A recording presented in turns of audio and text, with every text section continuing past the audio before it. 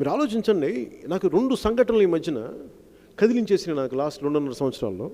ఒకటి జనవాణిలో జరిగింది, ఇంకొకటి మనకి లాక్డౌన్ టైంలో జరిగింది.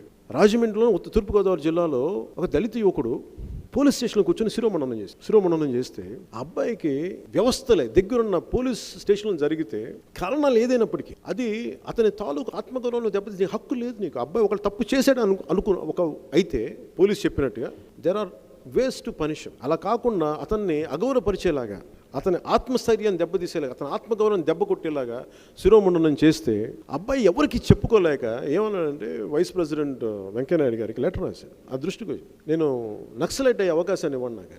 హూజ్ అ నక్సలైట్? చట్టాలు పని చేయనప్పుడు మనుషులు ఏం చేస్తారంటే వెళ్ళిపోతారు. అక్కడ న్యాయం జరుగుతా లేదా పక్కన పెట్టండి, అది వేరే విషయం, అది వేరే డిబేట్. అది ఒక 20 ఏళ్ళలో ఉన్న ఒక యువకుడిని అలా తోసేశారు. ఆ రోజున ఆ మాట చెప్పేలా చేశారు. నేను ఒకటి చెప్పాడు అనుకోవట్లా, 1,00,000 మంది మాట్లాడితే, 1,00,000 మంది అనుకుంటే 10 మంది 10,000 మంది మాట్లాడితే ఒక్కడు గొంతిప్పుతాడు. ఇప్పుడు నేను ఆ ఒక్కడి గొంతు వెనక 1,00,000 మంది వేదన చూశాను నేను అక్కడ.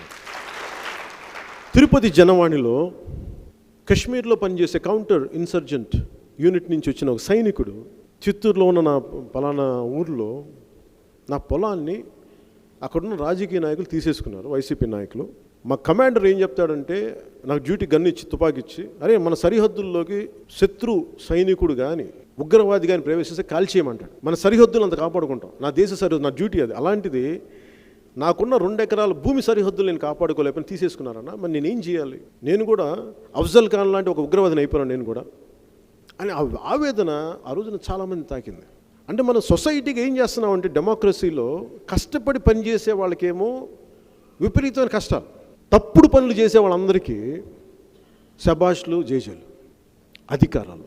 ప్రాబ్లం ఈ రోజున క్రిమినల్ పొలిటిక్స్ చేసే వ్యక్తులు సమూహం కూర్చుంది అంటే సమస్య వాళ్ళొక్కరిలో లేదు, మన అందరిలో కూడా ఉంది, ప్రజల్లో కూడా ఉంది. తెలుసుకోవాలి.